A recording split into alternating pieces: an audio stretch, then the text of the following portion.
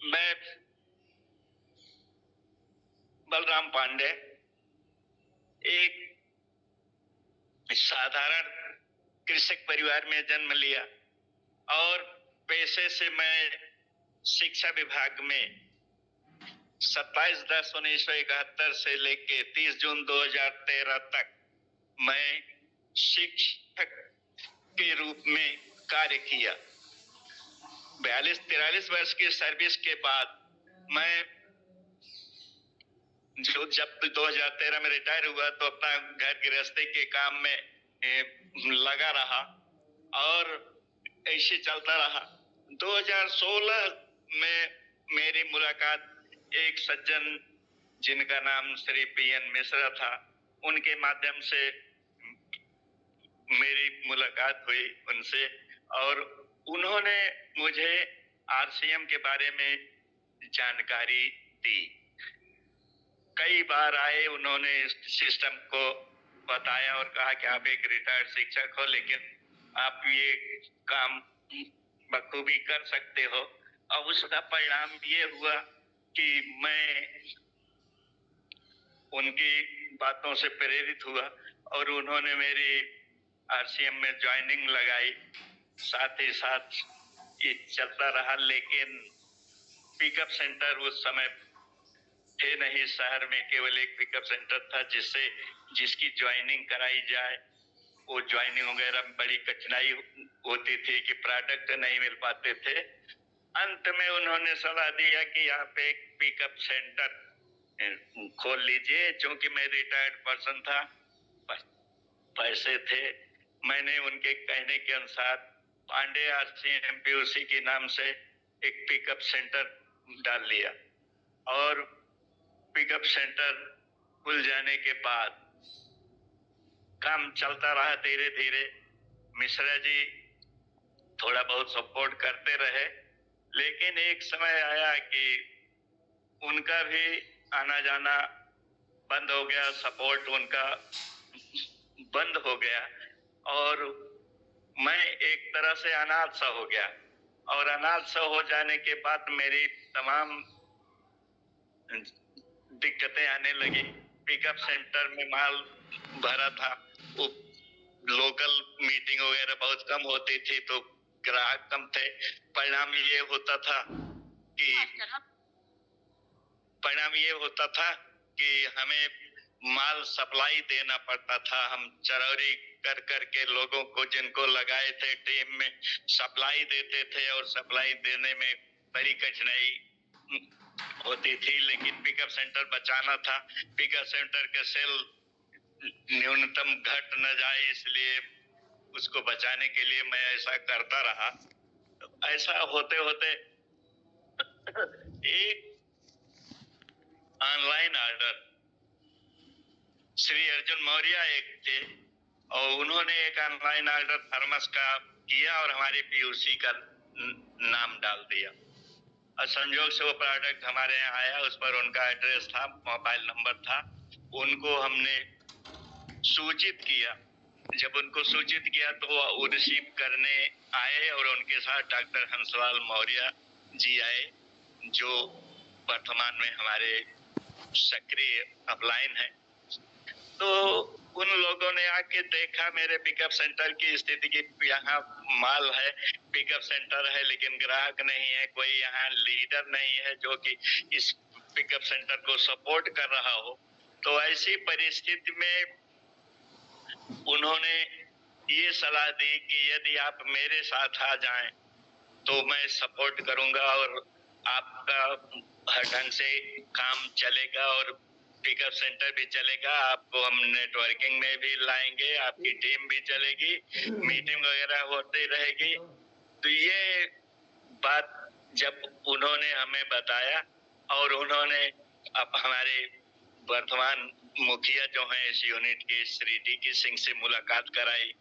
उनसे मुलाकात हुई तो मैं काफी प्रेरित हुआ, उनसे जानकारी हुई, क्योंकि मैं भी पेशे से शिक्षक था। बस अंतर इतना था कि मैं रिटायर्ड शिक्षक था, वो कार्यरत शिक्षक हैं। तो उनसे हमारी बातचीत हुई और उसके बाद उन्होंने मुझे एकेडमी ज्वाइन कराने का कहा कि आपको एकेडमी चलना है, आप पहले चलिए भीलवाड़ा और आपको हम कंपनी के बारे में जानकारी दें। और संजोग ऐसा बना कि उनके माध्यम से हम आने जाने लगे। कई बार एकेडमी में गए, सेमिनार में गए, और एक बार दिनेश चौधरी जी का सेमिनार देखने को हमें बनारस में मिला, वहां देखे, उनसे काफी कुछ प्रेरणा मिली। इस ढंग से हम थोड़ी सी सक्रियता आई। जब यूनिट डीके सिंह में मेरा प्रवेश मिला तो धीरे धीरे सक्रियता आई और सपोर्ट मिलने लगा, अपलाइन का सपोर्ट मिलने लगा। और अब धीरे धीरे आगे बढ़ते बढ़ते हम काफी कुछ परिणाम की ओर चलने लगे। ये 2021, 22 और 23 में ये मुलाकात जो हमारी हुई थी डॉक्टर साहब की, ये 2020 के अंत में हुई थी। और धीरे धीरे जब हमें विश्वास हो गया कि ये लोग हमारा साथ देंगे, यहाँ मीटिंग सेमिनार होगा, तो हम भी कार्य करने लगे और मीटिंगे उटिंगे होने लगी, तो ज्वाइनिंग भी आने लगी, हमारी सेल भी बढ़ने लगी। जो कठिनाइयां हमको 25-20 किलोमीटर माल सप्लाई देना पड़ता था, उसमें भी कुछ राहत मिली। इस ढंग से हमें पहले वाइटल पिने अचीव होना शुरू हुआ और 2021 से ये सिलसिला शुरू हुआ और धीरे धीरे 21, 22 और 2023 तक कार्य करते हुए मैं क्रमशः इस रॉयल्टी पिन पर पहुंच गया। और जब पहले स्टार पिन पर पहुंचा, स्टार पिन के बाद फिर रॉयल्टी पिन पर पहुंचा, उसी दरमियान मुझे ये कार्य करते हुए एक ऐसा झटका लगा कि मैं फरवरी में 12 फरवरी को मुझे पैरालिसिस का एक झटका लगा और उस पैरालिसिस के झटके ने मुझे काफी प्रभावित किया। मैं दरअसल वो हुआ ऐसा कि मैं एकेडमी गया था और वहां से लौट के आया, घर पहुंचा, रास्ते में खाने पीने की बड़ी असुविधा हुई थी। कुछ नियम था कि बिना नहाए धोए खाना पीना में दिक्कत थी, लेकिन वही उसी कारण मैं रात 8 बजे घर पहुंचा। 8 बजे घर पहुंचा और मैंने स्नान किया, पूजा किया, उसके बाद भोजन लिया। भोजन लेने के बाद एक आवश्यक शादी थी जो हमारे भांजे की शादी थी, उसमें पहुंचना आवश्यक था, जो सुल्तानपुर शहर में थी।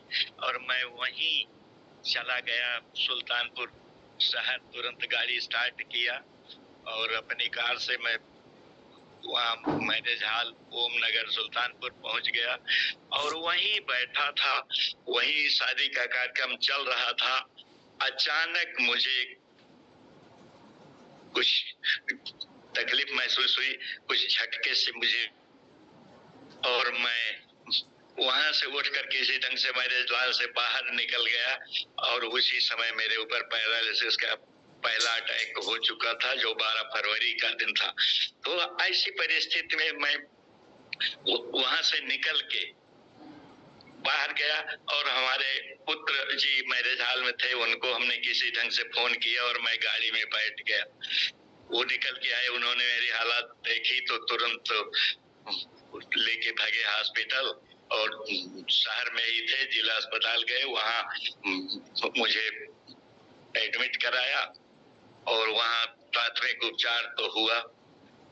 प्राथमिक उपचार होने के बाद मैं आ गया एक नर्सिंग होम में और नर्सिंग होम में उपचार चला। उसके बाद वहां से छुट्टी दे दी गई कि ये दवाएं आप चलते रहिए। उसी दरमियान मैं घर आ गया और ऐसी परिस्थिति में दूसरा झटका मुझे 23 फरवरी को लग गया, जिसके कारण मैं काफी 12 फरवरी का बाईं तरफ का झटका था, 23 फरवरी को जो दूसरा झटका आया वो राइट साइड था, जिससे मैं काफी कुछ अपंग हो गया। उसी दरमियान मैं अनबेड हो गया और इलाज तो चल ही रहा था, पुनः दिखाया गया, इलाज चल रहा था।